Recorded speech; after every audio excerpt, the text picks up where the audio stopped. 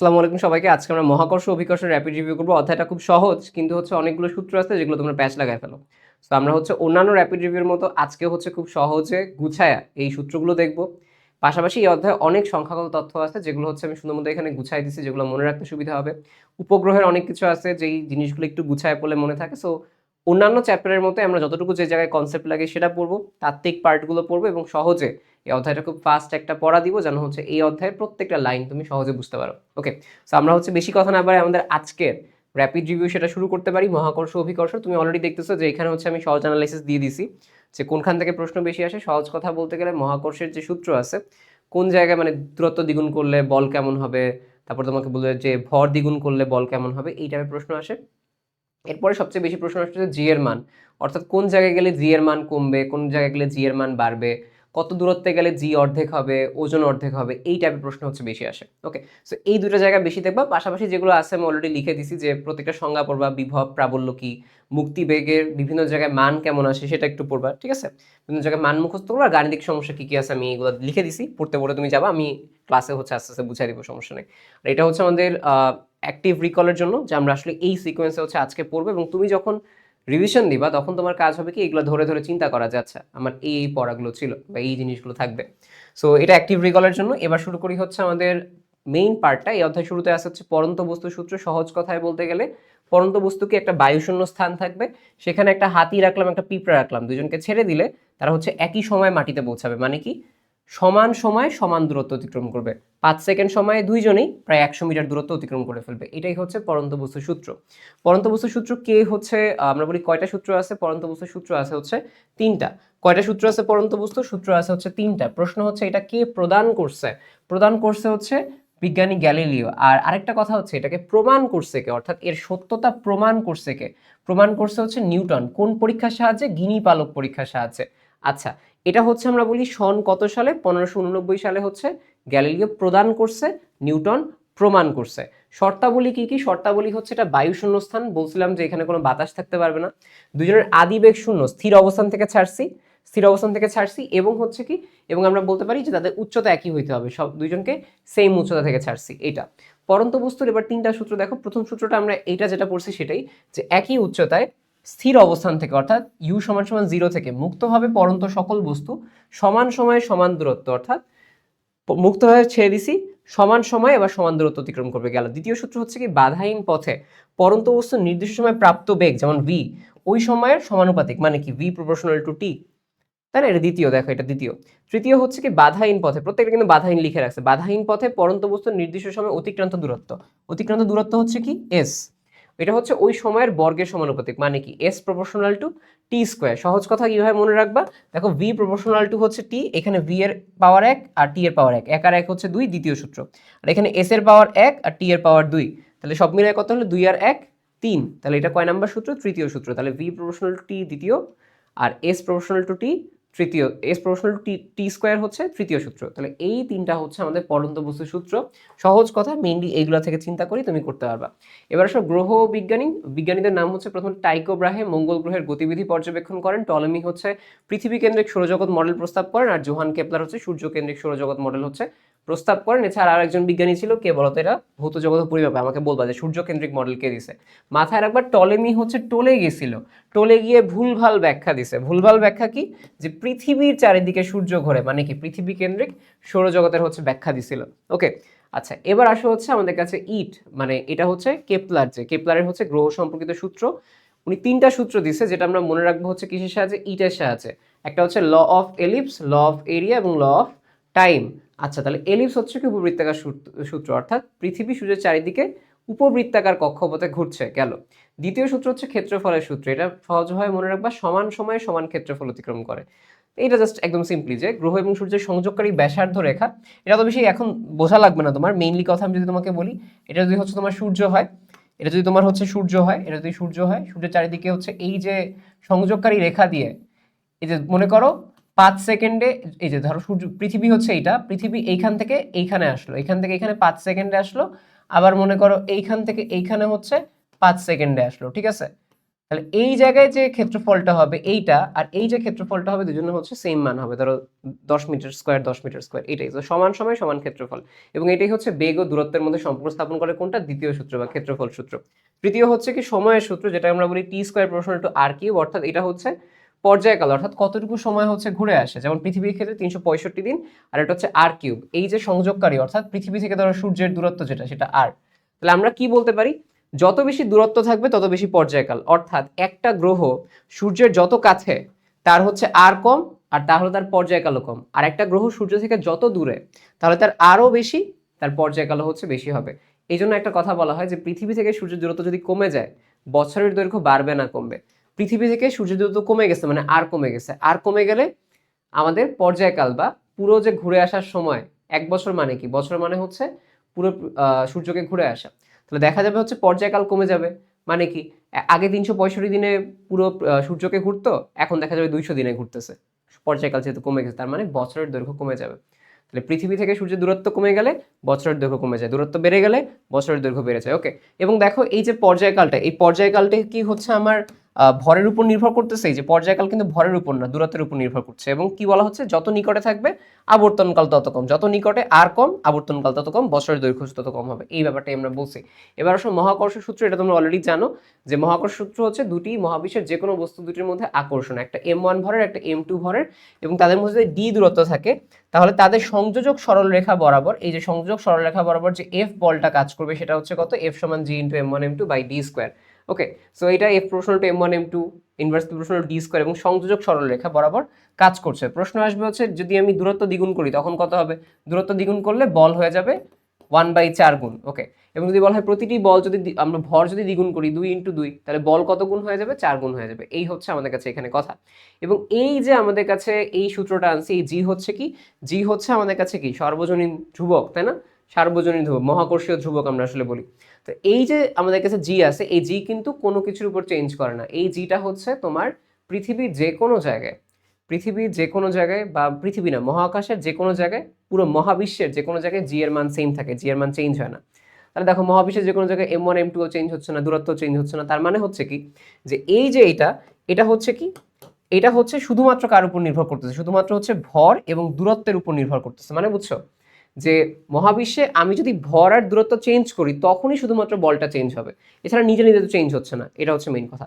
তাহলে কখন চেঞ্জ হবে, যদি আমি বল সরি আমার যে হচ্ছে ভর এবং যে দূরত্ব এটা চেঞ্জ করি তখনই শুধুমাত্র আমার বল চেঞ্জ হবে। এছাড়া আকৃতি কি রকম, বস্তুর আকার, আকৃতি, তার প্রকৃতি কেমন, মাধ্যম পানিতে করছি বাতাসে করছি না যে কোনো জায়গায় করছি সমস্যা নেই, অভিমুখ কোন বরাবর হবে, তো এগুলা কারোর উপর নির্ভর করে না, শুধু নির্ভর করতেছে কার উপর, এই যে ভর এবং এই যে দূরত্ব এদের উপর। কিন্তু এইটা তো ইউজুয়ালি চেঞ্জ হয় না, আমি যদি নিজে চেঞ্জ করি তাহলে হয়তো চেঞ্জ হবে। ঠিক আছে, এই কথার মাথায় রাখবা যে এটার উপর নির্ভর করে আর কারোর উপর নির্ভর করে না, খুবই গুরুত্বপূর্ণ এটা।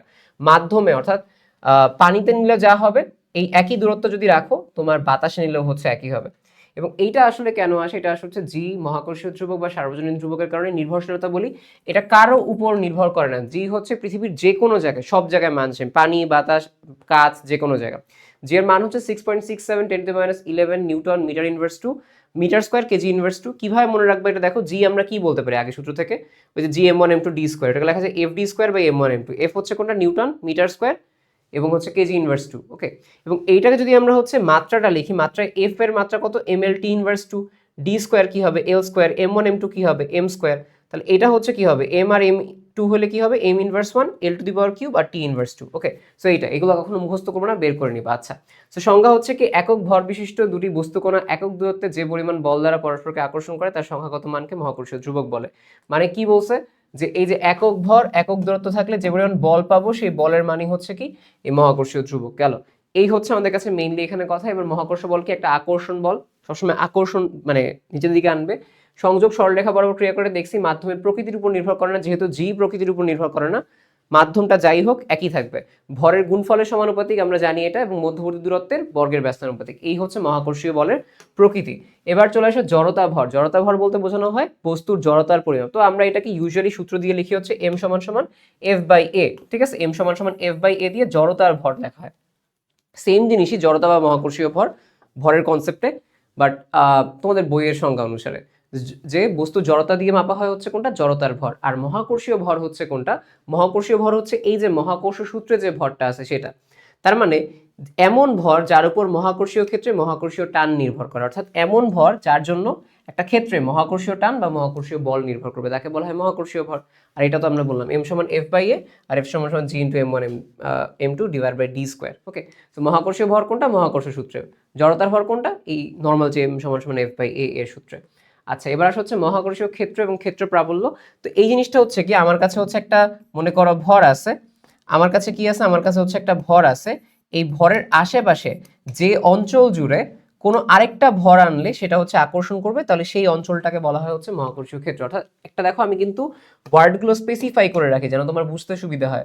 তাহলে এটা হচ্ছে কি যে একটা অঞ্চলব্যাপী মহাকর্ষীয় প্রভাব বজায় রাখে কোনো বস্তু আনা হলে, সেটা হচ্ছে আকর্ষণ বল লাভ করে, আনা হলে আকর্ষণ বল লাভ করে, সেটাকে বস্তুর মহাকর্ষীয় ক্ষেত্র বলা হয়। ওকে, এবং একক ভরের কোনো বস্তু স্থাপন করলে, এটা হচ্ছে সংজ্ঞা, ঠিক আছে, এটা হচ্ছে ক্ষেত্র, এটা হচ্ছে কি মহাকর্ষীয় ক্ষেত্র। ক্ষেত্র বললে কি বুঝবা, ক্ষেত্র বললে বুঝবা একটা অঞ্চলের কথা বলছে। এবার দেখো মহাকর্ষীয় প্রাবল্যের সূত্র পড়বো আমরা, যে একক ভরের বস্তু স্থাপন করলে ওই ভরের উপর যে বল ক্রিয়া করে তাকে ওই বিন্দুতে মহাকর্ষীয় ক্ষেত্রে প্রাবল্য বলে। অর্থাৎ একটা মহাকর্ষীয় ক্ষেত্রে একক ভরের কোন একটা বস্তু স্থাপন করলে এটা যে পরিমাণ বল লাভ করবে সেটাকে বলা হয় মহাকর্ষীয় প্রাবল্য। সহজ কথা একদম স্পেসিফাই করি, দেখো যে পরিমাণ বল লাভ করবে একক ভর যখনই তুমি বুঝবা, একক ওয়ার্ডটা যেখানেই দেখবা ওটার মানেই হচ্ছে কি, মানেই হচ্ছে ভাগ দিয়ে দেওয়া। সো যে পরিমাণ বল একক ভরের পাওয়া যায়, তাহলে এই যে ই সমান সমান এফ বাই এম, এটাই হচ্ছে কি, এটাই হচ্ছে আমার কাছে আমার প্রাবল্য। ঠিক আছে, এখন এফ বাই এম যদি আমি একটা ভর দিয়ে ভাগ দিয়ে দিই, তাহলে ওই জি এম ওয়ান এম টুর একটা এম বাদ হয়ে যাবে, তাহলে জি এম বাই হচ্ছে আর স্কোয়ার। সহজভাবে বলতে গেলে কি হবে, এখানে ধরো আমার এম ভরের একটা বস্তু আছে, আর দূরত্বের এই জায়গায় যদি আমি আমার তড়িৎ প্রাবল্য বের করি, সেটা কি হবে, E equal to G M by R square. Okay, আর এই হচ্ছে আমাদের কাছে মেইনলি এখানে কথা। So equal to F by M, একক ভরের উপর যে পরিমাণ বল কাজ করে সেটাকে তড়িৎ প্রাবল্য বলা হয়, এবং ই সমান সমান G M by R square. এবং তোমাকে যদি তড়িৎ ক্ষেত্রের সংজ্ঞা বলে কোন ওয়ার্ডের দিকে তাকাবে বলো তো, এই ক্ষেত্র আর এই অঞ্চলব্যাপী, দেখো আমি আলাদা করে দিয়েছি। ওকে, এবং একক ভর, তারপর তুমি যদি বল এই ওয়ার্ডটা দেখো, মানে কি এফ বাই এম, তুমি বলবা হচ্ছে কি এটা হচ্ছে তড়িৎ প্রাবল্য। গেল, এই হচ্ছে আমাদের কাছে মহাকর্ষীয় ক্ষেত্র কি, মহাকর্ষীয় ক্ষেত্র প্রাবল্য কি। মহাকর্ষীয় বিভব জিনিসটা হচ্ছে কি, বিভব জিনিসটা হচ্ছে এটা মনে করো আমার হচ্ছে তড়িৎ ক্ষেত্র, ঠিক আছে। তো তড়িৎ ক্ষেত্রে আমি মনে করো একদম অসীম থেকে কোন একটা ভরকে তড়িৎ ক্ষেত্রের কোন একটা বিন্দুতে আনছি, এই পর্যন্ত আনতে আমার যে পরিমাণ কাজ করতে হয়েছে সেটাকে বলা হয় মহাকর্ষীয় বিভব। ওকে, সো অসীম দূর থেকে একক ভরের কোন একটা বস্তুকে মহাকর্ষীয় ক্ষেত্রের কোনো বিন্দুতে আনতে যে পরিমাণ কাজ সাধিত হয় তাকে ওই বিন্দুর মহাকর্ষীয় বিভব বলা হয়। সহজ কথায় বলতে গেলে জিনিসটা এরকম হবে, এই বিভব সমান সমান ডাব্লিউ বাই হচ্ছে কি হবে, ডাব্লিউ বাই হচ্ছে আমাদের ভর যেটা সেটা, ঠিক আছে, ডাব্লিউ বাই হচ্ছে কি, ডাব্লিউ বাই ভর যেটা। সো দেখো জুল পার কেজি, অর্থাৎ একক ভরের কোনো বস্তুকে আনতে যেমন কাজ করতে হয় তাকে বলা হয় কি, মহাকর্ষীয় বিভব। সেম ভাবে মনে করে দেখো তো, আমরা ওই যে তড়িৎ বিভব বের করতাম ডাব্লিউ বাই কিউ, একক আধানের কোন একটা বস্তুকে আনতে যে পরিমাণ কাজ। সো একদম সেম কিন্তু ইকুইভ্যালেন্ট দুইটা। সো এই হচ্ছে কথা। এবং দেখো মহাকর্ষীয় ক্ষেত্রে কোনো বিন্দুতে বিভব ঋণাত্মক, দেখো বিভব ধনাত্মক হবে না পজিটিভ হবে, একদম সহজ কথা বলি, যদি আকর্ষণ ধর্মী কিছু হয় বিভব অলওয়েজ ঋণাত্মক, যদি বিকর্ষণ ধর্মী কিছু হয় বিভব অলওয়েজ পজিটিভ। তাহলে মহাকর্ষ বলটা হচ্ছে কি আকর্ষণ ধর্মী, তাই এটা কিরকম হবে, এটা হচ্ছে যেহেতু আকর্ষণ ধর্মী তাহলে এটা হচ্ছে নেগেটিভ হবে। ওকে, এবং এর সূত্র আমরা কি বলতে পারি, V equal to minus GM by হচ্ছে R, minus GM by R. Okay, so negative কেন, কারণ মহাকর্ষ বিভব নেগেটিভ, এই জন্য। এইটা কি ছিল, এটা ছিল জিএম বাই আর স্কোয়ার, আর এটা হচ্ছে জিএম বাই আর, অর্থাৎ জি ইন্টু ভর ডিভাইডেড বাই হচ্ছে দূরত্ব, জি ইন্টু ভর ডিভাইড বাই দূরত্ব। সেম ভাবে এইখানে তো যদি এখানে বিভব মাপতে চাও, বিভব কি হবে, মাইনাস জিএম বাই হচ্ছে আর, অর্থাৎ ভর বাই হচ্ছে দূরত্ব। এই হচ্ছে আমাদের কাছে এখানে মেইন কথা, ঠিক আছে, এই হচ্ছে আমাদের কাছে মেইনলি এখানে কথা। ওকে, এবং দেখো কি বলছিলাম যে ডাব্লিউ বাই এম দিয়ে লেখা যায়, তাহলে কি লেখা যায়, একক হচ্ছে জুল পার কেজি, মাত্রা কি হবে, ওই জুলকে তুমি যদি লেখো সেম ভাবে আসবে, কি আসবে, ওই নিউটন দিয়ে লিখবে আর কি, সমস্যা নেই। তো ওই ক্ষেত্রে আসবে কোনটা, L square T inverse two, এটা হচ্ছে তোমার মাত্রার পার্টে আসবে, ঠিক আছে, ওই M L square T inverse two দিয়ে যদি করো, M L square T inverse two নিচে এম, তাহলে L square T inverse two. Okay, আর এই হচ্ছে রাশি হচ্ছে কোনটা, কাজের রাশি, যেহেতু কাজ ডাব্লিউ বাই এম, উপরে হচ্ছে স্কেলার নিচেও স্কেলার, তাহলে বিভব হচ্ছে কি একটা স্কেলার রাশি। আচ্ছা, সেটা বিভব তোমরা স্কেলার রাশি এমনের জন্য, বিভব পার্থক্য হচ্ছে কি দুইটা বিন্দুর মধ্যে যে বিভবের পার্থক্য সেটা। ওকে, সো এটাকে বলা হয় বিভব পার্থক্য, এই যে VB minus VA equal to V, এটাকে বলা হয় বিভব পার্থক্য। এবার আমাকে বলো ধনাত্মক বিভব পার্থক্য কখন পাবো, যখন আকর্ষণ বলের বিরুদ্ধে কাজ করে, ঠিক আছে, আকর্ষণ বলের বিরুদ্ধে যখন কাজ করে। আর ঋণাত্মক আমি কখন পাবো, আকর্ষণ বলের অভিমুখে যখন আমি পাবো, ঠিক আছে, এইটা একটু খেয়াল রাখবা। যে আকর্ষণ হচ্ছে, আকর্ষণের যদি তুমি বিরুদ্ধে যাও, আকর্ষণের বিরুদ্ধে গেলে বিভব ধনাত্মক হবে। যেমন তুমি চিন্তা করো, এই যে আমার পৃথিবী আছে, পৃথিবীর আকর্ষণ এই দিকে, কিন্তু তুমি যখন একটা বলকে উপরের দিকে উঠাও তখন তোমার বিভব পার্থক্য কি হয়? ঠিক আছে, বিভব শক্তি দিয়ে আমরা হিসাব করি, তখন তোমার বিভব পার্থক্য হয় ধনাত্মক। আবার যখন তুমি হচ্ছে আস্তে আস্তে আকর্ষণ বলের দিকেই একটা বল নামে, তখন তার বিভব কমতে থাকে বা বিভব পার্থক্য কমতে থাকে, মানে কি সেটা ঋণাত্মক। তাহলে ধনাত্মক কখন হবে, ভালো কাজ কখন হবে, যখন তুমি বিরুদ্ধে যাবা, সমাজের বিরুদ্ধে যাবা। তাহলে ধনাত্মক কি, আকর্ষণ বলের বিরুদ্ধে সরণ। আর ঋণাত্মক কি, আকর্ষণ বলের অভিমুখে সরণ। অর্থাৎ আকর্ষণ বলের দিকে আসলে, স্রোতে গা ভাসালে সেটা ঋণাত্মক বা খারাপ, অভিমুখে গেলে খারাপ। ওকে, এই হচ্ছে আমাদের কাছে এখানে কথা। এটা হচ্ছে বিভব পার্থক্য। বিভব শক্তি হচ্ছে কি, সহজ কথায় হচ্ছে বিভব পার্থক্য আর বিভব শক্তির মধ্যে আমি তোমাকে বলি যে বিভব শক্তি হচ্ছে ডিরেক্টলি বিভবকে ভর দিয়ে গুণ দিয়ে দেওয়া। ঠিক আছে, বিভব শক্তি হচ্ছে কি, বিভব শক্তি হচ্ছে ডিরেক্টলি, দেখো আগে চিন্তা করো, আগে ছিল হচ্ছে GM বাই হচ্ছে আর, এটা বিভব। তাহলে ছোট একটা আমি ভরকে যদি দিয়ে গুণ দিয়ে দিই, এটাই হয়ে যাবে হচ্ছে বিভব শক্তি। যেমন আমরা আসলে ইউজ করতাম কোনটা, আমরা ইউজ করতাম হচ্ছে mg। ঠিক আছে, আমরা ইউজ করতাম হচ্ছে mg। ঠিক আছে, mgh, এই যে মনে আছে, এটা হচ্ছে বিভব শক্তি হিসেবে ইউজ করতাম। এই হচ্ছে ওইখানে আমাদের কাছে কথা যে mg ইন্টু এইচ, এই সূত্র থেকে হচ্ছে আসতো। ওকে, বিভব শক্তি। বিভব শক্তি হচ্ছে কি, ভর গুণ বিভব। আচ্ছা, এতটুকু হচ্ছে আপাতত মাথায় রাখো।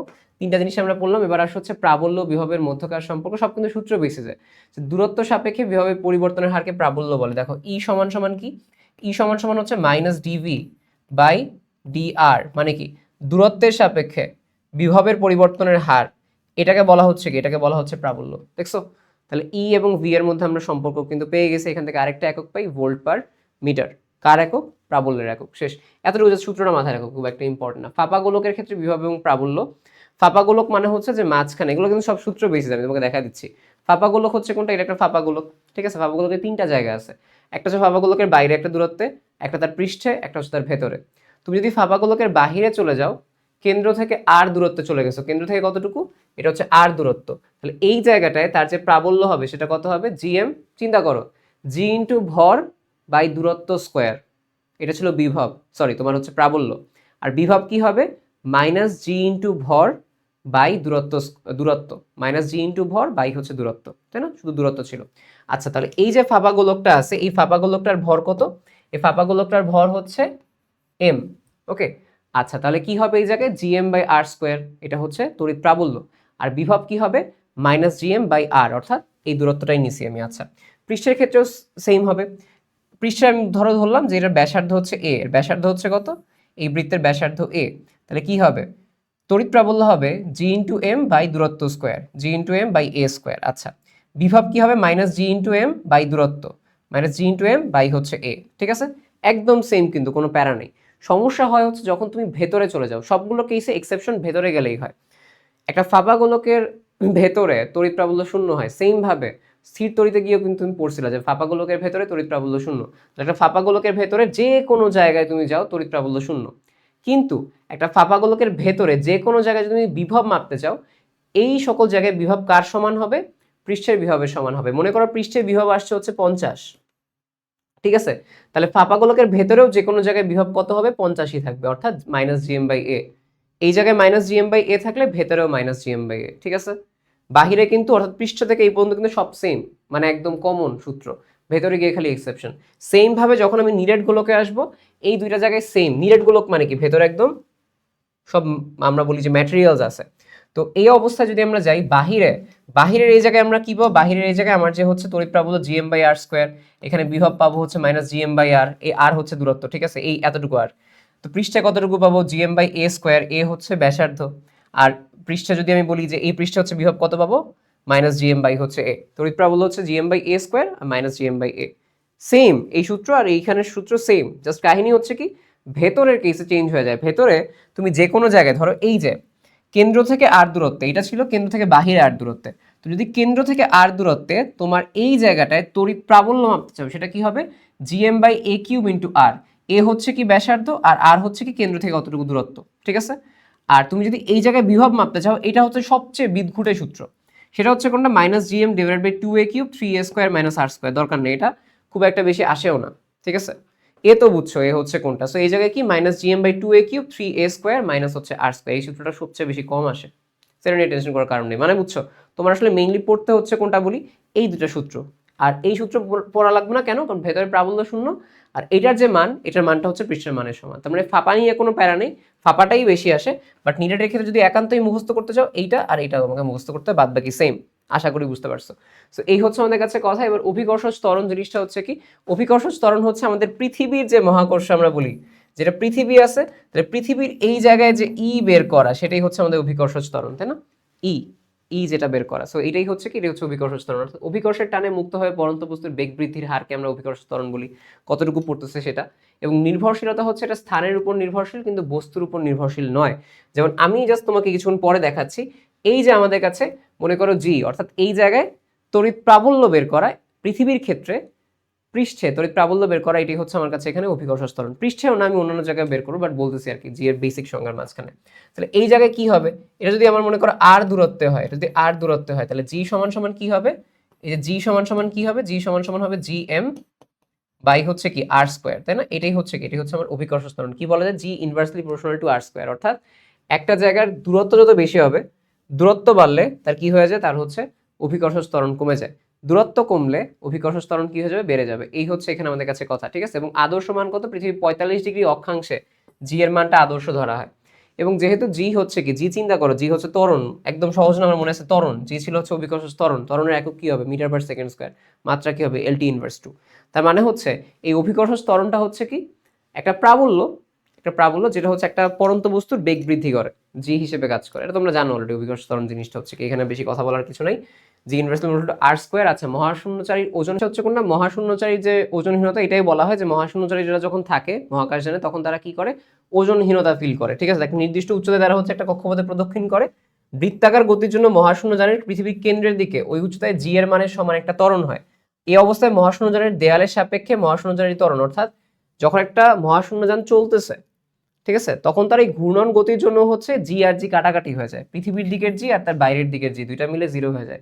মেইনলি তোমাকে এখানে পড়তে হবে মহাশূন্য জানে মহাকাশচারী কি ফিল করে, ওজনহীনতা ফিল করে। এই এতটুকু পড়লেই হচ্ছে তোমার এখানে কাজ শেষ হয়ে যাবে। এবার হচ্ছে জি এবং জি, জি হচ্ছে কি সার্বজনীন ধ্রুবক, ঠিক আছে, সর্বজনীন ধ্রুবক। এটা হচ্ছে কি সব জায়গায় সেম থাকে, মান মান কত, 6.657 10⁻11। কিন্তু এই যে ছোট হাতের জি, ছোট হাতের জি হচ্ছে কি অভিকর্ষজ ত্বরণ, এটা হচ্ছে কি দূরত্বের সাথে চেঞ্জ হয়। তার মানে এটা একটা পরিবর্তনশীল রাশি, এটার মান 9.8 মিটার পার সেকেন্ড স্কোয়ার, বা দূরত্বের সাথে চেঞ্জও হতে পারে। ক্যাপিটাল জি হচ্ছে একটা স্কেলার রাশি, বাট জি হচ্ছে কি, জি হচ্ছে একটা কার্যত মহাকর্ষীয় প্রাবল্য, তাই না? জি হচ্ছে কার্যত একটা মহাকর্ষীয় প্রাবল্য। তাহলে এটা কি, এটা একটা ভেক্টর রাশি, ডেফিনেটলি একটা ভেক্টর রাশি। এটা কি কোনো কিছুর উপর নির্ভরশীল না পৃথিবীর, বাট এটা হচ্ছে কি দূরত্বের সাথে নির্ভরশীল। তাহলে জি ভার্সেস জি, এইটা হচ্ছে খুব গুরুত্বপূর্ণ একটা চার্ট, এটা হচ্ছে তোমাদের এখানে আমি পড়াই দিলাম। এবার আসা হচ্ছে কোনটা, এবার আসা হচ্ছে তোমার যে অভিকর্ষজ ত্বরণ, যেটা এই জি শুধু কি দূরত্বের উপর নির্ভর করে না, এই অভিকর্ষজ ত্বরণ এর পরিবর্তন করে তিনটা কারণে। একটা হচ্ছে উচ্চতা বা অল্টিটিউড ইফেক্টের কারণে, একটা অক্ষাংশ বা ল্যাটিটিউড ইফেক্টের কারণে, আর একটা হচ্ছে পৃথিবীর ঘূর্ণন ক্রিয়া বা পৃথিবীর আহ্নিক গতির কারণে। এই তিনটা বিষয়, সো তিনটা পয়েন্ট অবশ্যই মাথায় রাখবা। প্রশ্ন আসবে নিচের কোনটির কারণে অভিকর্ষজ ত্বরণ পরিবর্তন ঘটে না, এই তিনটা দিবে। আরেকটা দিবে ধরো তুরাব ঘুমায়, তাই তুরাব ঘুমায় যে এর কারণে হচ্ছে জি এর পরিবর্তন চেঞ্জ হয় না। ওকে, সো এই আমি যদি তোমাকে বলি যে উচ্চতার ক্রিয়া বলতে কি বোঝানো হয়, কয়েকটা জায়গায় আমি তোমাকে উচ্চতার ক্রিয়া আগে ফার্স্টে দেখাই, তাহলে তোমার জন্য সহজ হবে। প্রথম কথা হচ্ছে, এই যে আমার পৃথিবীর পৃষ্ঠে, পৃথিবীর ব্যাসার্ধ হচ্ছে আর, পৃথিবীর ঘনত্ব হচ্ছে, গড় ঘনত্ব হচ্ছে রো, ঠিক আছে? সো এই একটা জায়গায় আমি কেন্দ্র থেকে আর, অর্থাৎ এটা আমার ব্যাসার্ধ, এই যে পৃষ্ঠে, এই পৃষ্ঠে হচ্ছে আমার কি মাপতে চাই, জি মাপতে চাই। তো দেখো আমি অলরেডি কালার দিয়ে এখানে দেখাই দিছি, যে দেখাই দিছি যে এই যে সবুজ, ওই যে সবুজ পৃষ্ঠে জি সমান সমান কি 4/3 পাই জি আর রো। এটা হচ্ছে জি এর একটা সূত্র, এই জায়গায় জি এর মান যতটুকু হবে 4/3 পাই জি আর রো। ওকে, এটা হচ্ছে পৃষ্ঠে যে সূত্রটা সেটা। অথবা তুমি পৃষ্ঠে চাইলে কোন সূত্রটা ইউজ করতে পারো, পৃষ্ঠে ইউজ করতে পারো হচ্ছে একদম বেসিক সূত্র জিএম বাই হচ্ছে আর স্কোয়ার, এটাও ইউজ করতে পারো। ওকে, সো এই দুটো সূত্র আমরা এখানে ইউজ করতে পারি। সেকেন্ড হচ্ছে পৃথিবীর পৃষ্ঠ থেকে, সরি তুমি পৃথিবীর কেন্দ্র থেকে আমি কতটুকু দূরত্বে গেলাম, আমি গেলাম হচ্ছে আর দূরত্বে। কত দূরত্বে, আর দূরত্বে, মানে স্মল আর দূরত্বে, স্মল আর। সেটাকে লেখা যায় এইভাবে যে আর প্লাস এইচ। এখানে আমার কাছে যে দূরত্বটা আছে, এই যে দেখো এই যে দূরত্বটা আছে, এটাকে আমি স্মল আর দিয়ে লিখতে পারি, বা বলতে পারি কি, এটা আমার পৃথিবীর ব্যাসার্ধ, পৃথিবীর পৃষ্ঠ থেকে এইচ মিটার উচ্চতায়। তাহলে এটা হচ্ছে পৃথিবীর পৃষ্ঠ থেকে এইচ মিটার উচ্চতায়, আর এই পৃথিবীর পৃষ্ঠ কেন্দ্র থেকে কতটুকু, আর দূরত্বে আছে। তাহলে মোট দূরত্ব কত, আর প্লাস এইচ, এই যে আর প্লাস এইচ বা স্মল আর। তাহলে এই জায়গায় ওই এই যে জায়গাটায়, এই জায়গায় হচ্ছে আমার অভিকর্ষ ত্বরণের মান কত হবে? অভিকর্ষ ত্বরণের মান হবে হচ্ছে দেখো জিএম বাই দূরত্ব স্কোয়ার, জিএম বাই দূরত্ব স্মল আর স্কোয়ার বা আর প্লাস এইচ হোল স্কোয়ার। আচ্ছা, আমি যদি দেখি আমার এই এইচ এর মানটা আর এর চাইতে অনেক অনেক ছোট, মনে করো আমি পৃথিবী থেকে উঠলাম মাত্র 100 মিটার উচ্চতায়, কিন্তু পৃথিবীর ব্যাসার্ধ কত? 6400 কিলোমিটার। তার মানে এই 100 মিটার 6400 কিলোমিটারের সাপেক্ষে খুবই কম। তার মানে কি এইচ লেস দেন আর। এই অবস্থায় এই সূত্রটাকে আমি এইভাবে লিখতে পারি, এই সূত্রটাই কিন্তু, যে আমি এই জায়গায় মাপতেছি কি হবে, জি এইচ সমান G into 1 minus 2h by আর। এই যে 2টা আছে না, এই 2টা এখানে মাইনাস হিসেবে চলে আসে, 1 মাইনাস 2h বাই আর। ঠিক আছে? আচ্ছা, এই হচ্ছে আমাদের কাছে এই জায়গায় কি কি মান আসতে পারে, GM divided by R plus H whole square. H যদি খুবই ক্ষুদ্র হয় তখন কি হবে, এই সূত্রটা প্রায় ইউজ করতে হয়, যে এই জায়গায় জি কত হবে, আমি একটু লিখে দিই, এই জায়গায় জি সমান সমান কি হবে, G into 1 minus 2h by হচ্ছে আর। এই জিটা হচ্ছে কি, এই জি হচ্ছে পৃষ্ঠের যে জিটা হবে সেটা, এই জি হচ্ছে কি পৃষ্ঠে যে জিটা থাকবে সেটা। এবার আসে হচ্ছে জিএইচ প্রাইম যেটা, অর্থাৎ তুমি হচ্ছে কি করলা, পৃথিবীর এই যে পৃষ্ঠ আছে না, এই পৃষ্ঠ থেকে এইচ মিটার গভীরে গেছো, এইচ মিটার গভীরে গেছো, ঠিক আছে? এখন তুমি বলতেছো এই জায়গায় কত হবে, এটা এই এইচটা কি, এইচ মিটার গভীরে যাওয়া, কেন্দ্র থেকে এইচ না কিন্তু, কেন্দ্র থেকে আর মাইনাস এইচ, এবং পৃষ্ঠ থেকে যদি আমি বলি পৃষ্ঠ থেকে এইচ মিটার গভীরে, তখন এই জায়গাটায় আমার হচ্ছে জি এর মান কত হবে, G into 1 minus H by আর। এখানে দেখো 2h বাই আর ছিল, ভেতরে গেলে কি হয়, ভেতরে গেলে হচ্ছে শুধু এইচ বাই আর হয়। এইচ হচ্ছে কি পৃথিবী থেকে গভীরতা। এই চারটা সূত্র মাথায় রাখো। দেখো এই চারটা সূত্র কিন্তু আমরা কি দেখতে পাচ্ছি, যে উচ্চতার সাথে যে জি আছে সেই জি এর মানের হচ্ছে চেঞ্জ হচ্ছে, উচ্চতার সাথে জি এর মানের চেঞ্জ হচ্ছে। ঠিক আছে? চারটা সূত্র হচ্ছে খুব ভালো মতো দেখবা, সুন্দর মতো এখানে গুছাই দিছি আমি। এবার আসা হচ্ছে অক্ষাংশ ক্রিয়া। পৃথিবী হচ্ছে দেখতে কি এরকম, পৃথিবী হচ্ছে সম্পূর্ণ গোলাকার নাই, যে এরকম থাকে কিছুটা, ঠিক আছে? মেরু অঞ্চলে চাপা, এই দেখো উত্তর দক্ষিণ দিক থেকে একটু চাপা, এবং নিরক্ষীয় যে দিকটা, নিরক্ষীয় মানে এই দিকটা, এই দিকটায় হচ্ছে কিছুটা স্ফীত। পৃথিবীর আকৃতিটাকে কি বলা হয়, রসাক্ষ উপগোলক বা হচ্ছে অবলেট স্ফেরয়েড। এই আকৃতিটাকে বলা হয় রসাক্ষ উপগোলক বা অবলেট স্ফেরয়েড। আচ্ছা, পৃথিবীর মেরু ব্যাসার্ধের চেয়ে নিরক্ষীয় ব্যাসার্ধ 22 কিলোমিটার বেশি। এই যে এই ব্যাসার্ধটার চেয়ে এই ব্যাসার্ধটা হচ্ছে কত কিলোমিটার বেশি, 22 কিলোমিটার হচ্ছে বেশি। বুঝছো, বিষুব বা হচ্ছে নিরক্ষীয় অঞ্চলটা। এবং আমরা যদি বলি কোন জায়গায় হচ্ছে জি বেশি হয়, দেখো আমি যদি বলি যে এই জায়গাটা তুমি যদি একটু দেখো, এই যদি পৃথিবী হয়, ঠিক আছে, পৃথিবী হইলে এই যে জায়গাটা এটা হচ্ছে কি আর কম, মেরু অঞ্চল, এটা হচ্ছে মেরু অঞ্চল, আর এটা হচ্ছে বিষুব অঞ্চল। তাহলে মেরু অঞ্চলে হচ্ছে আর কম হলে কি বেশি যেন হয়, জি বেশি হয়। এই যে বিষুব অঞ্চলে দেখো এই জায়গায় হচ্ছে আর বেশি, মানে দূরত্বটা বেশি, এখান থেকে দূরত্ব বেশি হলে জি কেমন হয়, জি হচ্ছে কম হয়। আমরা দেখছিলাম না যে জি আর আর স্কোয়ার হচ্ছে ইনভার্সলি প্রপোর্শনাল, এই হচ্ছে কথা, যে বিষুব অঞ্চলে আর বেশি জি কম, মেরু অঞ্চলে আর কম জি বেশি। ওকে, তাহলে কোন জায়গায় হচ্ছে জি এর মান বেশি, মেরু অঞ্চলে, এটা মাথায় রাখবা। এবার আসলে ঘূর্ণনের কারণে, এই যে পৃথিবী ঘুরতেছে, এই ঘূর্ণনের কারণেও জি এর পরিবর্তন হয়। পৃথিবী যে ঘুরতেছে, তো জি এর পরিবর্তনের সূত্রটা হচ্ছে কোনটা, জি প্রাইম, অর্থাৎ আমি পৃথিবীর কোন একটা জায়গায় যাব, মনে করো এই জায়গায় যাব, সো এই জায়গাটায় গিয়ে আমি মাপবো যে তার হচ্ছে ঘূর্ণনের কারণে এখন নতুন অভিকর্ষ ত্বরণ কত হবে। সে জি প্রাইম সমান সমান কি, g minus r omega square cos square lambda. সূত্র মাথায় রাখবা, জি প্রাইম সমান g minus r omega square cos square lambda. এই জি হচ্ছে কোনটা, পৃষ্ঠে যেটা বেসিক আদর্শ থাকে 9.8, আর হচ্ছে কোনটা, পৃথিবীর ব্যাসার্ধ, ওমেগা হচ্ছে কোনটা, পৃথিবীর যে ঘূর্ণন, পৃথিবীর ঘূর্ণন, তাই না? ওমেগা সমান সমান আমরা বলি কৌণিক গতি। So 2 pi by time period, time period হচ্ছে 24 ঘন্টা, তাই না? পৃথিবীর ক্ষেত্রে আমি যখন বের করতেছি যে আমার কৌণিক বেগ কত হবে, এটা। সো ওমেগা স্কোয়ার, আর ল্যামডা হচ্ছে কি, ওই স্থানটা পৃথিবীর সাথে কত অক্ষাংশে আছে, অর্থাৎ এটা হচ্ছে ব্যাসার্ধ আর এটা হচ্ছে তার অ্যাঙ্গেল, কত অক্ষাংশ ল্যামডাতে আছে, আমি হচ্ছে এই জিনিসটা হচ্ছে এখানে বের করি। ওকে, আচ্ছা, সো আমাকে এই সূত্রটা বের করার পর একটা কথা বললাম, বিষুব অঞ্চলে ল্যামডার মান কত। বিষুব অঞ্চল মানে কি, এই জায়গাটায়, তাহলে দেখো এই জায়গাটায় ল্যামডা 0, আস্তে আস্তে উঠতেছি এই জায়গায় মেরু অঞ্চলে ল্যামডা কত, ল্যামডা হচ্ছে 90 ডিগ্রি। তাহলে আমি যদি এই সূত্রে বসাই, বিষুব অঞ্চলে ল্যামডার মান যদি 0 হয়, তাহলে হয়ে যাবে কজ স্কোয়ার 0 বা 1, তখন বিষুব অঞ্চলে নতুন যে আমাদের অভিকর্ষ ত্বরণ জি প্রাইম কি হবে, জি মাইনাস আর ওমেগা স্কোয়ার। আর মেরু অঞ্চলে ল্যামডা কি হচ্ছে, মেরু অঞ্চলে ল্যামডা 90 ডিগ্রি, তাহলে কজ 90 এর মান 0, তাহলে জি প্রাইম সমান সমান জি, অর্থাৎ কোনো পরিবর্তনই নেই। তুমি যদি এই মেরু অঞ্চলে চলে আসো, এই জায়গায়, এই জায়গায় কি, এই জায়গায় তোমাকে প্রশ্ন আসে যে আহ্নিক গতি মানে কি, নিজের অক্ষে ঘোরা বা ঘূর্ণন গতির কারণে তার কোনো পরিবর্তন আছে কিনা, নাই। কেন, মেরু অঞ্চলে ঘূর্ণনের কারণে আসলে কোনো ইফেক্টই থাকে না, কজ স্কোয়ার 90 ডিগ্রি 0 হয়ে যায়। তাহলে আগে যা জি ছিল সেটাই জি, অর্থাৎ পৃষ্ঠে যে পরিমাণ জি থাকবে পরিবর্তিত জিওতা। ওকে, সো এই কথাটা বলা হয়, অর্থাৎ ঘূর্ণনের কারণে মেরু অঞ্চলে কোনো পরিবর্তন নেই। আর ঘূর্ণনের কারণে সবচেয়ে বেশি পরিমাণ পরিবর্তন কোথায় হয়? বিষুব অঞ্চলে, জি মাইনাস আর ওমেগা স্কোয়ার। ওকে, সর্বাধিক মান কোথায় পাওয়া যায়? এই জন্য জিতে, জি এর সর্বাধিক মান আগেও দেখছি আমরা মেরুতে পাওয়া যায়, ঘূর্ণনের কারণে দেখতেছি মেরুতে পাওয়া যায়। আচ্ছা, সো এবার বলা হচ্ছে কখন বাড়ে কখন কমে, আমরা একটু দেখবো। জি কমে কখন কখন? ওপরে উঠলে, দেখো উপরে উঠলে কি বাড়ে?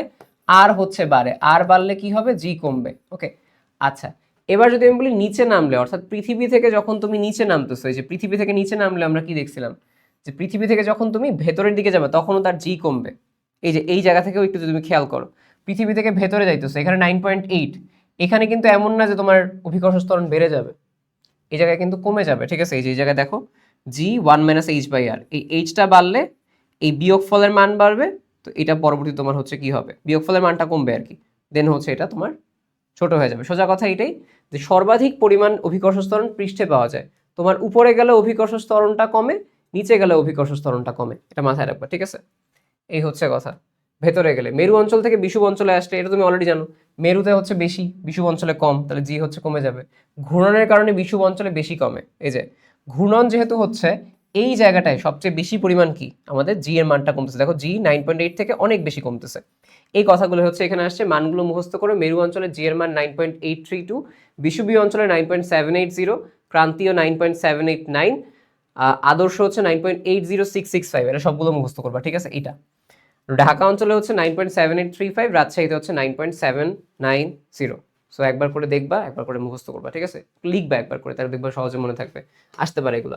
এবার হচ্ছে কোনো কারণে পৃথিবীর আবর্তন বন্ধ হয়ে গেলে নিরক্ষীয় রেখায় বস্তুর ওজনের কিরূপ পরিবর্তন হবে? মনে করো পৃথিবী ঘুরতেছে, এখন যখন ঘোরা বন্ধ হয়ে যাবে, ঘোরা বন্ধ হয়ে গেলে কি হবে? ওমেগা হয়ে যাবে জিরো। ওমেগা জিরো হয়ে গেলে প্রশ্নটা আস্ক করছে যে এই যে বিষুবীয় অঞ্চলে, এই বিষুবীয় অঞ্চলে ওজনটা কি হবে? ওজন কি বৃদ্ধি পাবে না? কেন? কারণ চিন্তা করো, তখন তার এই আর ওমেগা স্কোয়ারের কাজ করবে না। যদি আর ওমেগা স্কোয়ার কাজ না করে তখন কি হবে? এই জি এর মানটা বা ফাইনাল যে জি এর মানটা এটা বেড়ে যাবে, জি এর মান বেড়ে গেলে ওজনটাও বেড়ে যাবে। এই কথাগুলো হচ্ছে এখানে বলছে। ঠিক আছে, কতটুকু আসলে আমরা বলতে পারি ওজন বৃদ্ধি পাবে? বিষুবীয় অঞ্চলে 0.3465% ওজন বৃদ্ধি পাবে, এটা মাথায়, জাস্ট এতটুকু। নিরক্ষীয় অঞ্চলে কতটুকু? 0.3465% বৃদ্ধি পাবে। আচ্ছা, সো বস্তুর ওজনের একটা পার্ট বলা হয়েছে যে জি হচ্ছে কত? 4/3 পাই জি আর রো, এটা তো আমরা দেখছি এই সূত্রটা কিছুক্ষণ আগে। পৃথিবীর ভরও হচ্ছে আমরা এখানের পার্সপেক্টিভে দেখছি, এটা দরকার নাই। পৃথিবীর গড় ঘনত্ব ডি হলে দেখাও যে জি প্রপোর্শনাল টু ডি। এই যে একটা সূত্র আমরা পড়লাম না, যে 4/3 পাই জি আর দেন হচ্ছে রো, তাহলে কি দেখা যাচ্ছে যে এই যে জি আর এই যে হচ্ছে আমার ঘনত্ব, জি প্রপোর্শনাল টু হচ্ছে কি ডি, বা জি প্রপোর্শনাল টু ঘনত্ব। আচ্ছা, এইটা পৃথিবীর ব্যাসার্ধ যদি হঠাৎ অর্ধেক হয়ে যায় কিন্তু ভর অপরিবর্তিত রয়, সেই ক্ষেত্রে হচ্ছে অভিকর্ষ ত্বরণের কি রকম পরিবর্তন হবে? সো দেখো, যদি হচ্ছে আমার ব্যাসার্ধ হঠাৎ করে অর্ধেক হয়ে যায়, আমরা কি জানি? জি প্রপোর্শনাল টু আর স্কোয়ার। আচ্ছা, তাহলে কি হবে? এটা হয়ে গেছে অর্ধেক, তার মানে কি 1/1/2 হোল স্কোয়ার, তাহলে কত হয়ে যাবে? জি হয়ে যাবে হচ্ছে 4 গুণ। ওকে, তাহলে অভিকর্ষ ত্বরণ হয়ে যাবে 4 গুণ। আচ্ছা, এবার আসা হচ্ছে অভিকর্ষ কেন্দ্র ভার্সেস হচ্ছে ভর কেন্দ্র। অভিকর্ষ কেন্দ্রের আরেকটা বাংলা নাম আছে, এটাকে বলা হয় ভার কেন্দ্র। ঠিক আছে, আইডেন্টিফিকেশন তোমাকে বলি। অভিকর্ষ কেন্দ্র মানে কি? অভিকর্ষ ত্বরণ, ওজন, ভার, ভার মানেই কিন্তু ওজন। ঠিক আছে, তুমি এখানে দেখবা হচ্ছে কি যে ভর কেন্দ্র যদি বলে সেখানে ভরের কথা পাবা, সেখানে কিসের কথা পাবা? ভরের কথা পাবা। আর যদি দেখো ভার কেন্দ্র বা অভিকর্ষ কেন্দ্র, তখন তুমি দেখবে সেখানে ভার বা ওজন এই কথাগুলো আছে কিনা। তাহলে দেখো এইটা, দেখো যে ভার কেন্দ্র এমন একটা বিন্দু যেখানে সব বরাবর, যেখানে কি ওজন কাজ করতেছে। আর ভর কেন্দ্র হচ্ছে এমন বিন্দু যেখানে কি কাজ করতেছে? পুরো বস্তুটার ভর একটা বিন্দুতে মনে হচ্ছে কেন্দ্রীভূত আছে। ডিফারেন্সটা বলো। ভার কেন্দ্র হচ্ছে কোনটা? বস্তুর ভর কেন্দ্র এমন একটা বিন্দু যে বিন্দুতে বল প্রয়োগ করলে বস্তুটির শুধু রৈখিক গতি উৎপন্ন হয়, কোনো আবর্ত গতি সৃষ্টি হয় না। ঠিক আছে, এখানে ভারের কিন্তু ওয়ার্ড পাও নাই তুমি কোনো। অর্থাৎ এমন একটা বিন্দু যেখানে ভরটা আছে, ওইখানে তুমি যদি বল প্রয়োগ করো সোজাসুজি যাবে, ওইটার বাঁকা অন্য পাশে দিলে ঘূর্ণন গতি হবে। ঠিক আছে, এবার দেখো বস্তুর ভার কেন্দ্র হলো এমন এক বিন্দু যে বিন্দু দিয়ে বস্তুর সমস্ত ওজন, এই যে দেখছো ওজন মানেই ভার, তাহলে এটা কি হয়? ভার কেন্দ্র। কোনোভাবে নিচের দিকে কাজ করে। কোন নির্দিষ্ট আকার ও আয়তন বিশিষ্ট বস্তুকে মহাবিশ্বের যে কোনোখানে নেওয়া হোক না কেন, তার ভর, এই যে দেখো ভর একই থাকবে, ফলে তার ভর কেন্দ্রটি একটি নির্দিষ্ট বিন্দুতে অবস্থিত থাকে। ভর কেন্দ্র একটা নির্দিষ্ট বিন্দুতেই থাকতেছে, ভর কেন্দ্র চেঞ্জ হচ্ছে না। কেন? চিন্তা করো, ভার বা ওজন জায়গার সাথে সাথে চেঞ্জ হয়, কিন্তু ভর জায়গার সাথে সাথে চেঞ্জ হয় না, তাই ভর কেন্দ্র নির্দিষ্ট। কিন্তু আমরা কি বলতে পারি? পৃথিবীর কেন্দ্র মহাকাশে যেখানে অভিকর্ষ বল ক্রিয়া করে না, সেখানে বস্তুর ওজন থাকে না। আর ওজন না থাকলে ভার কেন্দ্রের কোনো অস্তিত্ব থাকে না। ওজন জিরো, ভার কেন্দ্র নাই, তাহলে ভার কেন্দ্র চেঞ্জ হতে পারে ওজনের জন্য, আর ভর কেন্দ্র চেঞ্জ হবে না। বস্তুর বিভিন্ন বিন্দুতে অভিকর্ষ ত্বরণ সমান হলে বস্তুর ভরকেন্দ্র ভারকেন্দ্র একই হবে। এটাই বলছে যে যদি অভিকর্ষ ত্বরণ বিভিন্ন জায়গায় সমান হয় তখন ভরকেন্দ্র আর ভারকেন্দ্র একই হবে। আর এটাই বলছে যে অভিকর্ষ ত্বরণ সেম না হলে ভরকেন্দ্র একটা ভারকেন্দ্র আরেকটা। এটাই আসলে বলছে। অভিকর্ষ ত্বরণ যদি সেম হয় ভরকেন্দ্র যা ভারকেন্দ্র তা। অভিকর্ষ ত্বরণ নাই, ভারকেন্দ্র 0 কিন্তু ভরকেন্দ্র আছে, সেম না। ওকে, সো এই পার্থক্যটা আশা করি তোমরা বুঝতে পারছো। এবার আসা হচ্ছে যে কোন জায়গায় কিরকম আমরা অভিকর্ষ কেন্দ্র পাই বা ভার কেন্দ্র পাই। সুষম দণ্ডের ক্ষেত্রে অভিকর্ষ কেন্দ্র মধ্যবিন্দু, একটা দণ্ড থাকে তার মধ্যবিন্দুতে হচ্ছে আমাদের এখানে অভিকর্ষ কেন্দ্র। বৃত্ত আংটির ক্ষেত্রে কোথায়? বৃত্ত আংটি যদি চিন্তা করি এটা হচ্ছে মধ্যবিন্দুতে। সামান্তরিকের ক্ষেত্রে কোথায়? সামান্তরিকের ক্ষেত্রে যদি এটা হয় তার হচ্ছে কর্ণদ্বয়ের ছেদবিন্দুতে। আর বেলনাকৃতির ক্ষেত্রে কি হবে? বেলনাকৃতি একটা বস্তু থাকবে, সেটার হচ্ছে ভার কেন্দ্র কোথায়? তার ঠিক অক্ষের মধ্যবিন্দুতে। আরেকটা বলা হয় একটা ত্রিভুজ যদি হয়, সেই ত্রিভুজ হচ্ছে কোনটা? ত্রিভুজের ভার কেন্দ্র হচ্ছে এদের যে মধ্যমার ছেদবিন্দুতে। ওকে, এই কথাগুলো হচ্ছে মাথায় রাখবা। এই আমাদের কাছে এখানে গেল। এবার হচ্ছে মুক্তিবেগ। মুক্তিবেগ হচ্ছে কোনটা? একটা বস্তুকে যে বেগে নিক্ষেপ করলে সেটা হচ্ছে আর পৃথিবীতে ফেরত আসবে না, তাকে বলা হয় হচ্ছে মুক্তিবেগ। ওকে, একটা বস্তুকে যে বেগে নিক্ষেপ করলে সেটা আর পৃথিবীতে ফেরত আসবে না, সেটাকে বলা হয় মুক্তিবেগ। তো সেই বেগটা হচ্ছে কোনটা? সেই বেগটা হচ্ছে VE = √2gm বাই হচ্ছে r। এই m হচ্ছে কি? m হচ্ছে সেই গ্রহের ভর, আর r হচ্ছে কি? সেই যে গ্রহ তার ব্যাসার্ধ। ওকে, সো আমি সহজ কথা বলতে গেলে বস্তু যেটা, ধর আমি হাতিকে বাইরে পাঠাইতে চাই, হাতির জন্য যেটা মুক্তিবেগ হবে পিঁপড়ার জন্য মুক্তিবেগ একই হবে। কেন? কারণ দেখো মুক্তিবেগের সমীকরণে বস্তু, অর্থাৎ যে বস্তুটাকে আমি পাঠাবো তার ভর নাই। ভর আছে কার? ভর আছে হচ্ছে গ্রহের। তাহলে গ্রহের উপর নির্ভর করতেছে। আর এটাকে আমরা অন্যভাবে কিভাবে লিখতে পারি? √2g × r, অর্থাৎ এই পৃষ্ঠে যে পরিমাণ জি থাকবে আর হচ্ছে তার ব্যাসার্ধ। তাই দেখো বস্তুর ভরের উপর নির্ভর করে না, ছোট বড় সবার মুক্তিবেগ একই। ওকে, একটা পিঁপড়ার মুক্তিবেগ যা আর হচ্ছে একটা আমাদের হাতির মুক্তিবেগ হচ্ছে একই। সো মুক্তিবেগ বিভিন্ন স্থানে দেখো, মুক্তিবেগ বিভিন্ন স্থানে হচ্ছে আমরা বলি চাঁদের বুড়ি মশা পাবে। সো প্রথমটা হচ্ছে চাঁদ 2.4 কিলোমিটার/সেকেন্ড, বুড়ি হচ্ছে বুধ 4.3 কিলোমিটার/সেকেন্ড, মতে হচ্ছে মঙ্গল 5.0 কিলোমিটার/সেকেন্ড, সাথে হচ্ছে শুক্র 10.3। দেখো আস্তে আস্তে বাড়তেছে কিন্তু 2, 4, 5, 10। এবং পাতে হচ্ছে পৃথিবী। পৃথিবীর অনেকগুলো তোমাদের দেয়া আছে। প্রথমটাই হচ্ছে মনে রাখতে হবে 11.2 কিলোমিটার/সেকেন্ড, এটা মাস্ট। মাইলে লিখলে 7 মাইল/সেকেন্ড, আর যদি আওয়ারে লিখি সেটা হচ্ছে 25,000 মাইল/ঘন্টা। এরকম বেগে যদি কোনো বস্তুকে বাহিরে ফেলো সেটা হচ্ছে আর পৃথিবীতে ফেরত আসবে না। আর বেতে হচ্ছে বৃহস্পতি, বৃহস্পতির ক্ষেত্রে কত? 59.5 কিলোমিটার/সেকেন্ড। এই মুক্তিবেগটা হচ্ছে ডেফিনেটলি খুব ভালো মতো হচ্ছে পড়বা, ঠিক আছে? এবার আসা হচ্ছে কোনটা? আমাদের এইখানে কিছু কথা আসে যে আমরা কত বেগে মানে যদি আমি ছুরি কোনো একটা বস্তুকে, সেটা কি ফেরত আসবে নাকি আসবে না, এই টাইপের প্রশ্ন। তাহলে কথা হচ্ছে আমি যদি কোনো একটা বস্তুকে 11.2 কিলোমিটার/সেকেন্ড না 11.2 কিলোমিটার/সেকেন্ডে দিলে কি হবে? সেটা চলে যাবে তো পৃথিবী থেকে। বাট আমি বলতেছি কি তুমি 7.288 কিলোমিটার/সেকেন্ড, একটা স্পেশাল মান এটা। এই মানটাকে কিভাবে লেখা হয় দেখো তুমি, এই যে এই জায়গায় VE²/2, VE²/2, ঠিক আছে? এই মানটা হচ্ছে 7.88 কিলোমিটার/সেকেন্ড, ঠিক আছে? তোমাকে মাঝে মধ্যে লিখবে যে v², অর্থাৎ তুমি যে বেগটা ছুড়বা সেটা যদি VE²/2 এর কম হয়, এর মানে কি 7.88 কিলোমিটার/সেকেন্ডের কম একটা বেগ। এই জিনিসটার মানেই হচ্ছে 7.88 কিলোমিটার/সেকেন্ড, ঠিক আছে? যে VE² অর্থাৎ আমার যে মুক্তিবেগ (2) এর মান কত? 7.88 কিলোমিটার/সেকেন্ড। আচ্ছা, সো উৎক্ষেপণ বেগ অর্থাৎ যে বেগে তুমি ছুড়বা সেটা যদি 7.88 কিলোমিটার/সেকেন্ডের কম হয় কি হবে? সেটা বাহিরে গিয়ে অর্থাৎ উপরে গিয়ে আবারও পৃথিবীতে ফেরত আসবে। এবং যখন সে যাওয়ার মানে চিন্তা করো, সে গেল একটা ঘূর্ণন নিল একটা গতিপথে, তারপর আবার সে পৃথিবীতে ফেরত আসলো। তাহলে যখন সে ঘুরবে তখন তার গতিপথটা কেমন হবে? উপবৃত্তাকার। আচ্ছা, এখন তুমি যদি উৎক্ষেপণ বেগ 7.88 কিলোমিটার/সেকেন্ডে সমান করো তখন কি হবে? সে উঠলো, পৃথিবীকে বৃত্তাকার কক্ষপথে ঘুরবে ঠিক চাঁদের মতো, তারপরে সে আবারও পৃথিবীতে ফেরত আসবে। এই দেখো আমরা বলতে পারি কি যে 7.88 কিলোমিটার/সেকেন্ড যদি বলা হয়, যেটা হচ্ছে কি পরিণতি হচ্ছে প্রদক্ষিণ করবে, প্রদক্ষিণ করার পর আসার চান্স আছে। বাট কিছু কিছু জায়গায় তোমাদের হচ্ছে এখানে লেখা আছে যে আসবে না। তোমাদের কিছু কিছু জায়গায় হচ্ছে মানে তোমাদের তপন স্যার, একটু বলে রাখি এটা, তোমাদের তপন স্যার আর হচ্ছে ইসাক স্যারের বইয়ে এই দুইটার হচ্ছে কনফিউশন আছে। আমি ইসাক স্যারটা ফলো করতেছি, ঠিক আছে? আচ্ছা, সো এটা অ্যান্ড দেন তুমি বেগের চেঞ্জ করলে সেটা ফেরত আসবে। বাট দেখো ফেরত আসার ক্ষেত্রে তোমাকে যদি সবসময় বলে ফেরত আসার ক্ষেত্রে একটাই মাথায় রাখো, বাদ বাকি মনে রাখো যে ফেরত না, মোটামুটি ঘুরতে থাকবে। প্রথম কথা হচ্ছে কি 7.88 কিলোমিটার/সেকেন্ডে দিলে যাবে চাঁদের মতো করে ঘুরতে থাকবে, তাহলে এটা কি হবে? বৃত্তাকার কক্ষপথ। আচ্ছা, এবার আসা হচ্ছে 7.88 কিলোমিটার/সেকেন্ডের বেশি কিন্তু 11.2 এর কম। এই অবস্থায় কি হবে? যাবে, প্রদক্ষিণ করতে থাকবে। কি পথে প্রদক্ষিণ করবে? উপবৃত্তাকার কক্ষপথে। আবার এবার যদি আমি 11.2 কিলোমিটার/সেকেন্ডে ছুড়ি, সেটাকে পৃথিবীতে ফেরত আসবে? আসবে না। তাহলে সে কি হবে, চলে যাবে। চলে যাবে কোন পথে, অধিবৃত্তাকার পথে। আর যদি 11.2 কিলোমিটার পার সেকেন্ডের আরও বেশি দেই, সমান না দিয়ে আরও বেশি দেই, তখনও কি হবে, তখনও সে চলে যাবে, কিন্তু তখন তার যাওয়ার পথটা কেমন হবে, পরাবৃত্তাকার। তো মাথায় রাখা হচ্ছে কি, উপবৃত্তাকার ফার্স্টে, এরপরে অধি, এরপরে পরা, উপ, অধি, পরা, ঠিক আছে। তো এই সিকোয়েন্সটা মাথায় রেখে তুমি জাস্ট এটা পড়বা।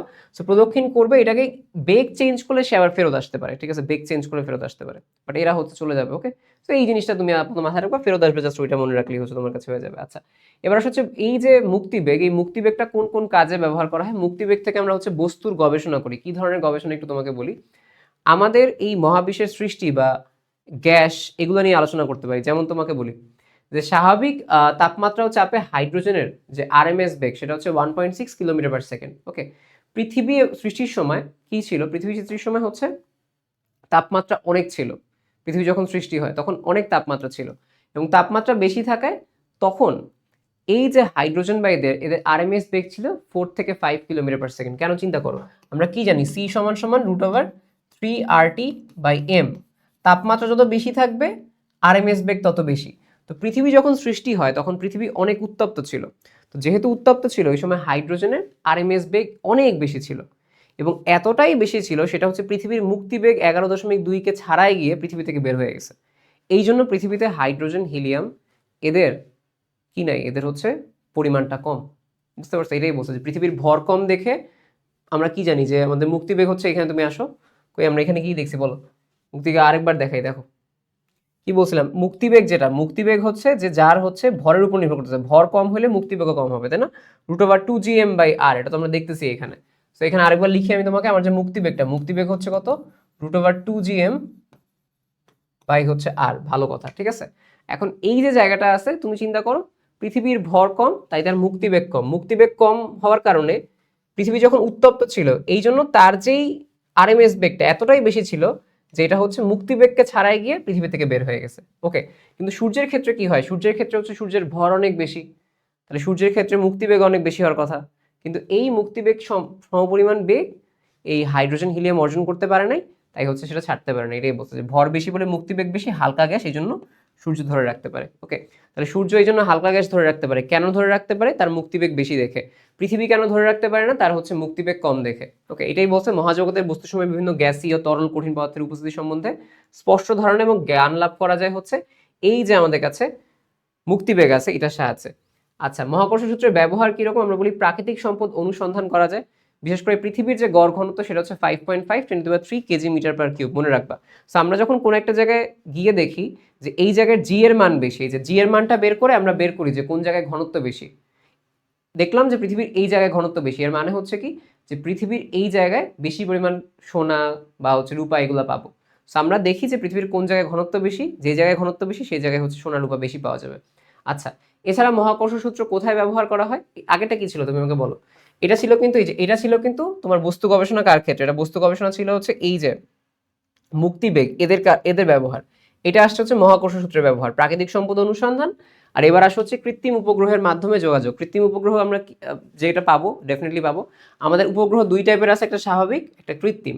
কৃত্রিমের মধ্যে আমরা এবার পড়বো হচ্ছে ভূস্থির এবং হচ্ছে পোলার উপগ্রহ। এই দুটো খুব গুরুত্বপূর্ণ। দেখো, স্বাভাবিক উপগ্রহ কোনটা, যেগুলো গ্রহের চারিদিকে ঘুরে, প্রাকৃতিক কারণে সৃষ্ট, যেমন চাঁদ 30 দিনে প্রদক্ষিণ করে। কৃত্রিম হচ্ছে কোনটা, যে পৃথিবী থেকে নির্দিষ্ট উচ্চতায় নিজ নিজ কক্ষপথে প্রদক্ষিণ করে, যেগুলো হচ্ছে মানব সৃষ্ট। নির্দিষ্ট একটা কক্ষপথে নির্দিষ্ট উচ্চতায় সেটা হচ্ছে ঘুরতেছে।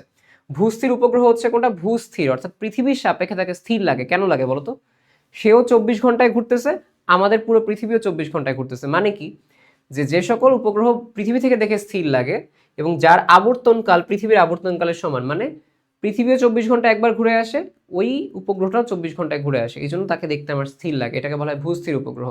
পোলার উপগ্রহ হচ্ছে কোনটা, পৃথিবীকে প্রদক্ষিণকারী আরেক ধরনের উপগ্রহ আছে। তাহলে আমরা হচ্ছে এই দুইটা হচ্ছে বলবো ভূস্থির উপগ্রহ, পোলার উপগ্রহ। আচ্ছা, ভূস্থির উপগ্রহ হচ্ছে কোনটা, পৃথিবী থেকে যেটা দেখতে স্থির লাগে, এর আবর্তনকাল কত, 24 ঘন্টা। এটা কোন পথে ঘুরতেছে, এটা হচ্ছে একটা বৃত্তাকার পথে ঘুরতেছে। এর অবস্থান কোনটা, নিরক্ষীয় তল, অর্থাৎ এই যে এই তলটা আছে না, এই তল বরাবর সে হচ্ছে ঘুরবে। এর উচ্চতা কত, পৃথিবী থেকে 3600 কিলোমিটার উপরের, বেগ কত, 3.08 কিলোমিটার/সেকেন্ড। দিক হচ্ছে কোনটা, দিক হচ্ছে আমরা বলি পশ্চিম থেকে পূর্ব দিকে। কিভাবে মনে রাখবা, এই উপগ্রহ বা অন্যান্য কিছু কোন জায়গা থেকে? পশ্চিমা বিশ্ব আমেরিকা থেকে স্টার্ট হয়, তাই না? তাহলে দিনের শুরু হয় পশ্চিম থেকে, তাহলে পশ্চিম থেকে পূর্ব দিকে যায়। এবার কক্ষপথ কোনটা? আমরা বলি এই যে কক্ষপথটা আছে ভূস্থির উপগ্রহের কক্ষপথ, এই কক্ষপথকে বলা হয় পার্কিং কক্ষপথ। কি বলা হয়? পার্কিং কক্ষপথ।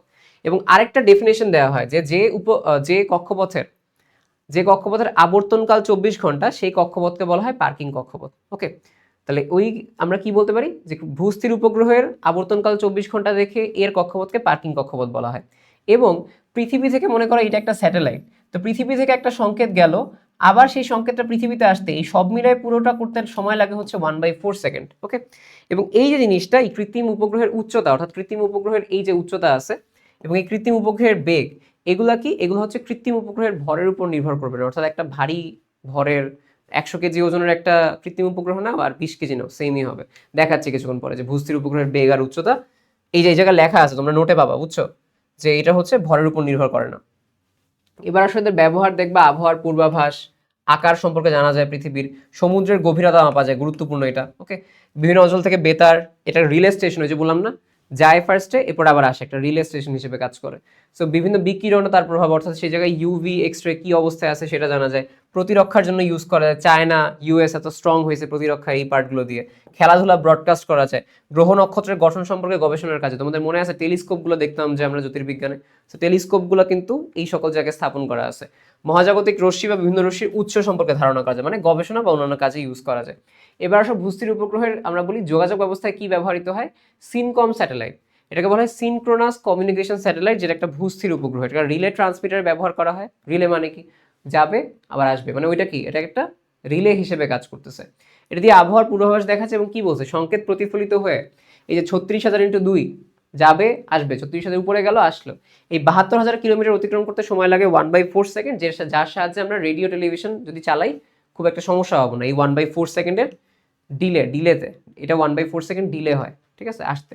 বাট অসুবিধা হচ্ছে কি, টেলিফোনে কথা বলার সময় মেরু অঞ্চলে এই যে ভূস্থির উপগ্রহ এটা হচ্ছে কাজ করে না। টেলিফোনে কথা বলার সময় আরো কম ডিলে লাগবে, যেন এক্স্যাক্ট যেই সময় কথা বলছি সেই সময় যেন আমি কথাটা শুনতে পারি। এবার দেখো পোলার উপগ্রহ, যেটা পোলার উপগ্রহ এই সমস্যা সমাধানে চলে আসে। এই কথা বলার সমস্যা, এটা সমস্যা সমাধানের জন্য চলে আসে পোলার উপগ্রহ। এবং এই পোলার উপগ্রহ হচ্ছে কোনটা?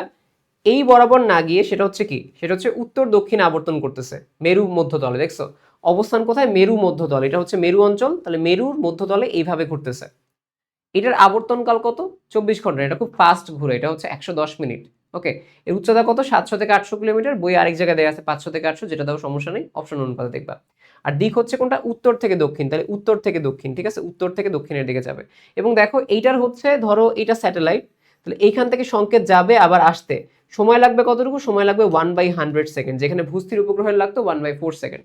তাহলে এই যে সময়টা কম লাগতেছে, এই জন্য হচ্ছে এটা খুব ভালো মেরু বা হচ্ছে পোলার উপগ্রহ। ওকে, সো এটা কিসের কাজে ইউজ করা হয়? খনিজ সম্পদ অন্বেষণ, কৃষি, সামুদ্রিক বিভিন্ন কাজে ইউজ করা হয়। Television, email, fax, website browse করতে এটা ব্যবহার করা হয়, ঠিক আছে। সো এটাও হচ্ছে আমাদের যে ভূস্থির উপগ্রহ তার মতোই, বাট এটা হচ্ছে একটু বেশি গুরুত্বপূর্ণ বা বেশি হচ্ছে, মানে টেলিফোনের ক্ষেত্রে আসলে অসুবিধা করে না, এই হচ্ছে কথা। এবার আসলে কৃত্রিম উপগ্রহের সমীকরণ।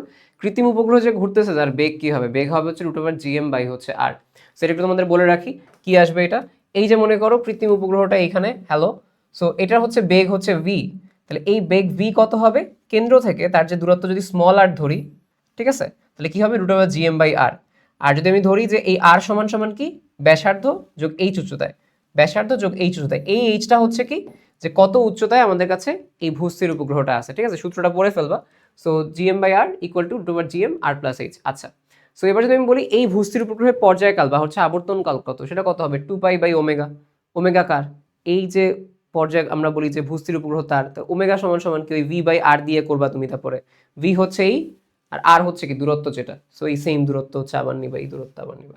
সো এটা থেকে আমি এখানে ডেরিভেশনের কথা যাবো না তোমাদের, বাট মেইনলি হচ্ছে তুমি মুখস্থ করবা এটা, যে 2π r plus H √r plus H by gm, ঠিক আছে, মানে এইখানে r প্লাস এইচ নিচে, এখানে r plus H into √r plus H উপরে বাই হচ্ছে gm, এটা হচ্ছে পর্যায়কাল। আচ্ছা, এবার যদি আমি তোমাকে বলি আমার হচ্ছে এই উপগ্রহের গতিশক্তি কত হবে? গতিশক্তি কি, half into m v square করে দাও। v স্কোয়ার করলে কি হয়? gm by r plus H. আচ্ছা, আর এই সূত্রটা থেকে h বের হবে gm t স্কোয়ার 4π স্কোয়ার, এটা হচ্ছে কিউব রুট করতে হবে, মাইনাস হচ্ছে আর খুব কম আসে এটা, বাট সবচেয়ে বেশি আসে হচ্ছে এইটা, ঠিক আছে, এইটা আর হচ্ছে এইটা, এটা সবচেয়ে বেশি তোমার হচ্ছে পড়তে হবে। এটা হচ্ছে পৃথিবীর উপরের সমীকরণ, সবকিছু লিখে দিছি। এবার আসো হচ্ছে আমাদের কাছে লাস্টে কক্ষপথে উপগ্রহের মোট যান্ত্রিক শক্তি। দেখো এই যে কক্ষপথে একটা উপগ্রহ আছে তার গতিশক্তি কি যেন দেখলাম আমি মাত্র, হাফ ইন্টু জি, যে দেখো এটাই তো লিখছি তাই না, এই দেখো half into G M M by হচ্ছে আর প্লাস এইচ বা স্মল আর, এই যে G M M half into G M M by হচ্ছে স্মল আর, মোট দূরত্ব যেটা, এটা হচ্ছে পজিটিভ তাই না। তোমাদের মনে আছে আমরা যখন হচ্ছে কেমিস্ট্রি পড়তাম, কেমিস্ট্রিতে কি দেখতাম যে একটা ইলেকট্রন আছে, সেই ইলেকট্রনের গতিশক্তি, ঠিক আছে, গতিশক্তি ডাবল, ধরো গতিশক্তি যদি হচ্ছে 1 জুল হইতো, তার বিভব শক্তি কত হইতো, -2 জুল, মনে আছে, এবং তার মোট শক্তি -1 জুল হইতো। মানে গতিশক্তির মান যা, মোট শক্তিরও মান তা, বাট একটা নেগেটিভ। আর আমাদের কাছে কি ছিল, আমাদের কাছে ছিল হচ্ছে যেটা হচ্ছে আমাদের কাছে বিভব শক্তি, সেই বিভব শক্তি হচ্ছে কি, বিভব শক্তি গতিশক্তির দ্বিগুণ, বিভব শক্তি গতিশক্তির দ্বিগুণ, মনে আছে তোমাদের কাছে, পোটেনশিয়াল এনার্জি সমান -2 ইন্টু গতিশক্তি, অর্থাৎ গতিশক্তির দ্বিগুণ কিন্তু ঋণাত্মক। ওকে, সো এটাই জিএমএম বাই 2 আর, এর ডাবল হবে -জিএমএম বাই আর। এই জিনিসটাই হচ্ছে কি, এই জিনিসটাই হচ্ছে আমার এটা বিভব শক্তি, আর এটা হচ্ছে কি আমার গতিশক্তি, দুইটা যোগ করলে কি হবে, এই গতিশক্তি বিভব শক্তির সংখ্যা সেম, বাট হচ্ছে কি মোট শক্তি হচ্ছে ঋণাত্মক। এটা একদম সেম ভাবে তোমার ওই ইলেকট্রনটার মতো আর কি, আমরা রাসায়নিকে যেটা করতাম আর কি। এই হচ্ছে এখানে আমাদের কাছে কথা। সো এই এবার হচ্ছে পৃথিবীর ব্যাস বরাবর যে সুড়ঙ্গ কাটলে কি হবে, এটা এরকম পর্যায়ক্রমিক, আমরা বলি যে পর্যায়বৃত্ত গতি করবে, ঠিক আছে, দুলতে থাকবে, এই হচ্ছে কথা। আর লাস্টে হচ্ছে কি সূর্যের ভর নির্ণয়, সূর্যের ভর হচ্ছে 2 × 10⁻30 কেজি। ওকে, সো এটা মুখস্থ করবা। সো এই হচ্ছে আমাদের অধ্যায়টা হচ্ছে এখানে শেষ হয়ে গেছে। সো আই হোপ তোমরা হচ্ছে এই অধ্যায়টা খুব ভালো মতো বুঝতে পারছো। অনেকগুলো পড়া ছিল, আশা করি প্রত্যেকটা জিনিস দেখাই দিছি। একটু সূত্রগুলো পড়বা, সূত্রগুলো পড়লে, বিশেষ করে সব সূত্র ইম্পর্টেন্ট না, বাট তুমি যদি এটা আসলে যাও দেখবে আস্তে আস্তে গেলে সবকিছু হচ্ছে পড়া সহজ হয়ে যাবে। প্রত্যেকটা অধ্যায় হচ্ছে আমি এখানে গুছাই দিছি, নোটটা পড়ো, ইনশাআল্লাহ অনেক ভালো করতে পারবে। পরের ক্লাস ইনশাআল্লাহ দেখা হবে।